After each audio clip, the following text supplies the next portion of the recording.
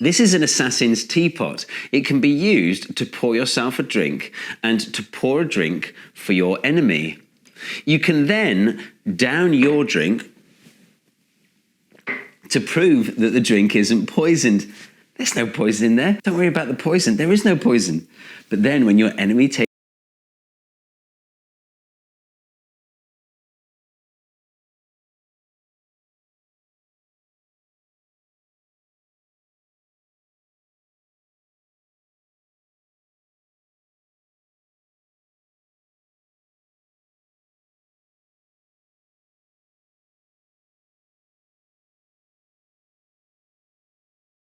takes a drink, they find out that it is poisoned. And by the way, this doesn't require you to spend the last few years building up an immunity to iocane powder. It works straight off the bat, no preparation required. That's because the assassin's teapot can be used to pour 3 different drinks, which I've shown here using 3 different coloured liquids.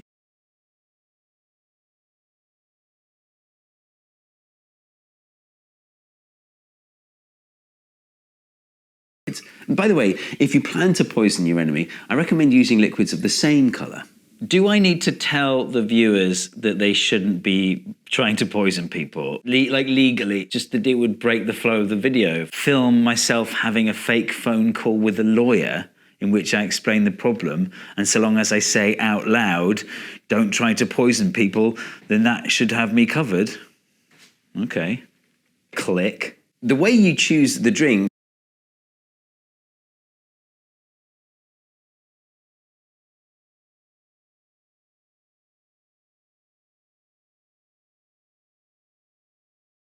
a playlist of those videos in the card and the description. First, I needed to figure out what was going on inside the teapot, and a bit like with the gluggle jug, the only really sensible way to do that was to hit it with a hammer. So you can see there are 2 chambers here side by side, and they both lead up to the spout. Additionally, one chamber leads up to this hole, the other chamber leads to this hole. For the 2D version, I don't want to put them side by side because then it wouldn't be 2D, but I feel like I can put them top to bottom and it should still work. And here it is. So if I want a blue drink, I cover this hole. If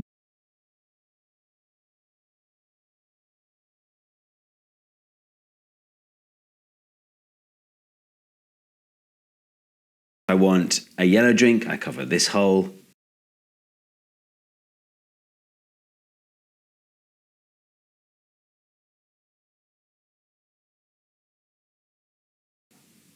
And if I want a green drink, I cover neither of the holes.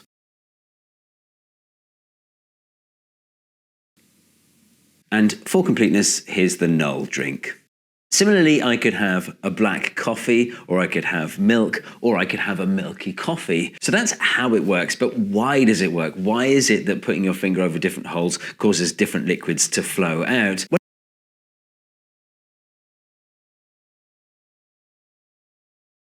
Well, it comes down to surface tension. It's similar to this demonstration you might have seen before. Look, I can pour water from this bottle, but if I turn the bottle upside down, no water.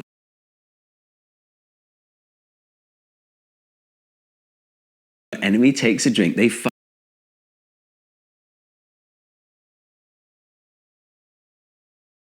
surface tension. It's similar to this demonstration you might have seen before. Look, I can pour water from this bottle, but if I turn the bottle upside down,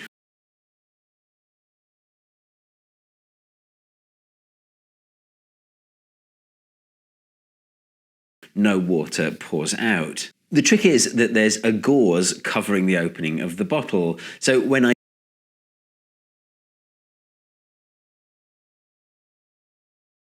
pour it like this, water can flow out and air can flow in. But when I turn the bottle upside down, for water to flow out, air would need to flow in. And for air to flow in,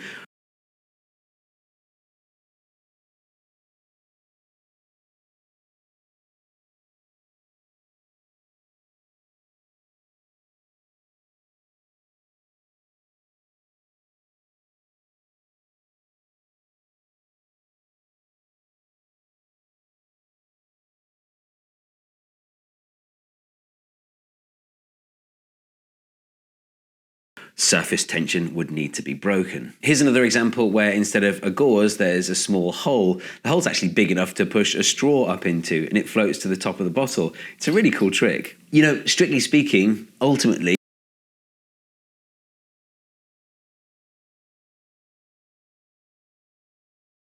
it's not surface tension that's keeping the liquid in place. It's air pressure. Like the Assassin's teapot and these bottle tricks wouldn't work in a vacuum. So the reason the liquid doesn't fall out of the Assassin's teapot when you have your thumb over the hole is because the atmosphere is pushing on it. Atmospheric pressure is holding the liquid in place. And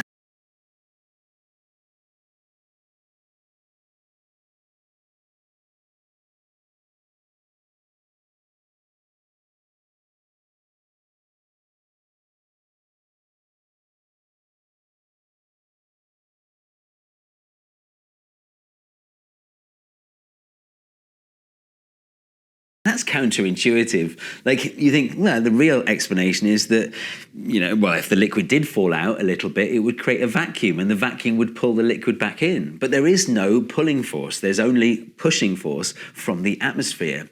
It's like when you suck on a straw.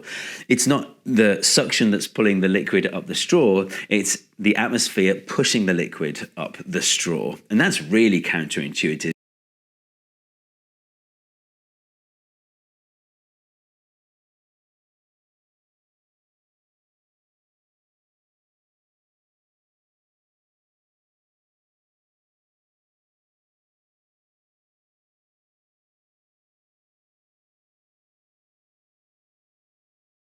Because you feel like, well, look, that's me doing the work. I'm sucking on the straw. I'm pulling the liquid up with my lungs. At this point, I want to go off on a bit of a tangent and talk about a type of pedantry that I think isn't always helpful.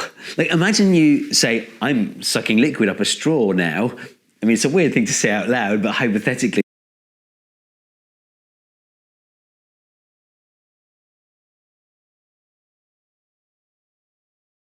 and then an annoying physicist comes along and says, well, technically, you're not sucking water up a straw. It's the atmosphere pushing it up the straw. And then in the next breath, that physicist might go on to talk about the flow of positively charged holes in a semiconductor. Well, holes don't flow, and a hole can't have a charge. So why is it okay to talk about the flow of positively charged holes? Well, the reason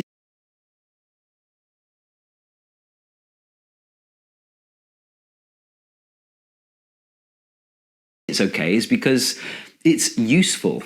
But I would also argue that it's useful to talk about a suction force. So long as you keep the underlying physics in mind, you should be okay. Like, for example, you can't just increase a suction force indefinitely. Eventually, when you get to about 100 kilopascals, it stops working because you've run out of atmospheric pressure, the thing that's really doing the work underneath. Similarly, I think it should be all right to talk about the flow of cold. Like, if I put an ice cube in my drink, the cold flows from the ice cube into the drink.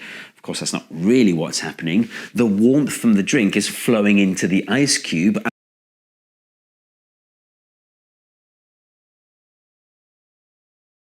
And so it gets colder. But it's useful to talk about the flow of cold. Again, so long as you understand, eventually you reach absolute zero. By the way, these animations are from a video I made about how all LEDs are secretly solar panels and all solar panels are secretly LEDs. The link's in the card and in the description. Okay.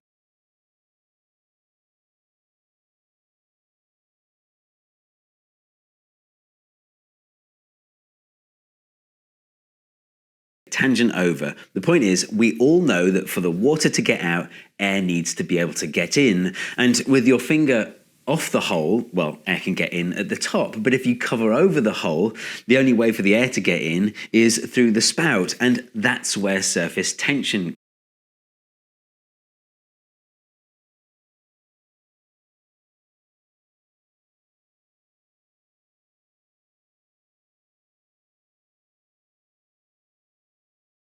comes in. Surface tension acts to minimize surface area. You might think, well, one way for the water to get out is if the air can sneak past it on the way. But what would that look like? Well, it might look a bit like this. You've got a drip of water starting on one side, and on the other side, you've got a bubble of air forming. But see how that increases the surface area of the water. And because surface tension acts to decrease the surface area, that's not energetically favorable. And so you don't get this bubbling effect. And instead, the liquid is trapped inside the chamber. This is also the principle behind a magic trick, by the way, sometimes called inexhaustible bottle or think a drink. It's usually a bit more elaborate. It'll have more chambers and different options for drink.